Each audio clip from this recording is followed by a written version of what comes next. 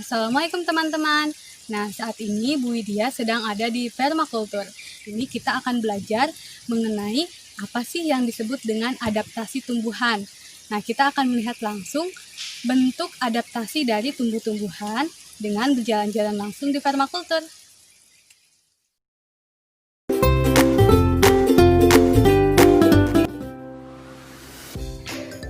Adaptasi adalah kemampuan makhluk hidup untuk menyesuaikan diri dengan lingkungannya. Artinya, tumbuhan yang biasa tinggal di daerah yang kering akan menyesuaikan diri untuk tinggal di daerah yang kering. Dan sebaliknya, tumbuhan yang tinggal di daerah yang basah atau berair juga akan beradaptasi atau menyesuaikan diri dengan daerah yang basah. Tujuan adaptasi pada tumbuhan ada dua. Yang pertama, untuk menyesuaikan diri dengan habitatnya, seperti yang sudah Ibu jelaskan tadi. Dan yang kedua adalah untuk mempertahankan diri dari pemangsa. Nah, teman-teman tahu bahwa tumbuhan itu sering dijadikan makanan oleh hewan-hewan. Nah, dengan cara menyesuaikan diri atau beradaptasi, mereka akan membuat pertahanan agar tidak dimangsa oleh pemangsa. Jenis-jenis habitat dan bentuk adaptasinya. Pertama, hidrofit. Hidrofit adalah kelompok tumbuhan yang sebagian tubuhnya ada di permukaan air. Akarnya berada di air dan daunnya ada di permukaan air. Biasanya, kelompok tumbuhan ini memiliki rongga udara. Nah, ini adalah tanaman-tanaman air atau jenis tanaman hidrofit. Hidrofit itu berasal dari kata hidro. Hidro itu artinya air. Jadi kalau teman-teman ada dengar kata hidrofit, itu adalah tumbuhan yang hidupnya di air. Nah, contohnya ini eceng gondok. Nah, ini tanaman eceng gondok, teman-teman. Ini bentuk adaptasi dari tanaman eceng gondok adalah seperti ini ya. Ini yang gembung-gembung seperti ini adalah bentuk adaptasi dari si tanaman eceng gondok. Oke, jadi dia punya banyak gembung-gembung, ini namanya kantong udara. Jadi dia nyimpen udara di sini. Dan kalau teman-teman pegang langsung, ini bentuknya seperti teksturnya lunak seperti spons.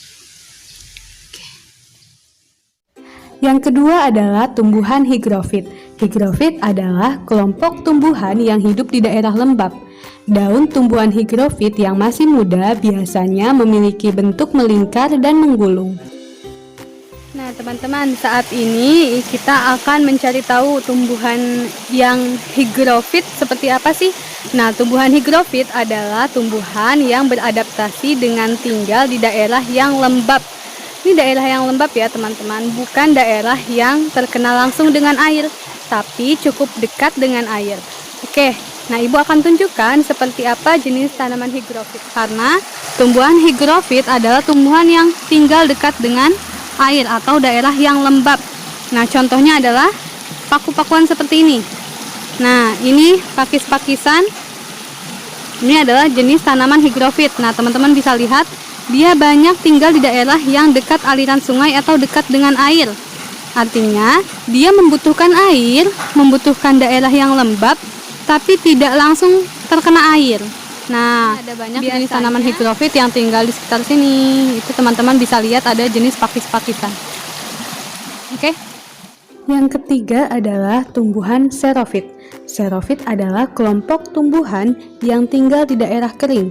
Biasanya berdaun tebal, berduri, bersisik, atau bahkan tidak berdaun. Dia memiliki jaringan untuk menyimpan air dan juga akar yang panjang. Salah satu contoh tumbuhan xerofit adalah lidah buaya. Nah, teman-teman mengetahui bahwa lidah buaya memiliki duri. Ini adalah bentuk adaptasi dari tumbuhan xerofit. Nah, lidah buaya juga memiliki cadangan air. Nah, ini dia duri lidah buaya dan cadangan airnya cukup banyak. Kemudian, lidah buaya juga memiliki akar yang panjang. Nah, akar yang panjang ini berperan untuk mencari air. Teman-teman ingat bahwa tumbuhan xerofit tinggal di daerah yang kering, sehingga membutuhkan akar yang panjang untuk mencapai daerah yang berair.